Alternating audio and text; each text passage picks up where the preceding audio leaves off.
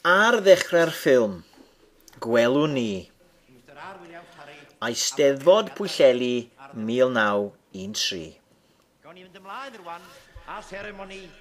At the very beginning of the film, we have a flash forward and a flash back. Blaen fflachiad, ôl fflachiad.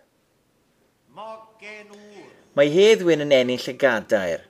Hedd Wyn wins the chair. Ym Mhwllheli ym 1913. And when the words a oes heddwch are mentioned in the Eisteddfod, we hear the noise of battle. The words heddwch, meaning peace, are contrasted with the war and peace.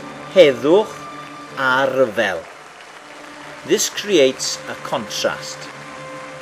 Gwrthgyferbyniad. Mae'r gwrthgyferbyniad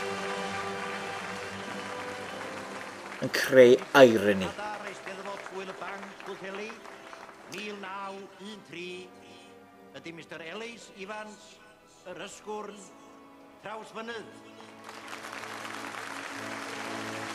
Throughout the film, you will see many contrasts, and they are accentuated by the flashbacks and flash forwards. From the flashbacks we get gwrthgyferbyniad, contrast, and from the contrast, gwrthgyferbyniad, we get irony.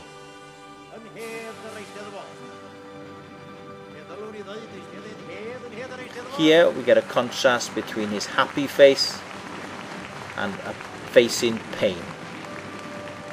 Hapusrwydd a phoen. Happiness and pain. Hapusrwydd a phoen. Happiness and pain. Gwrthgyferbyniad, contrast.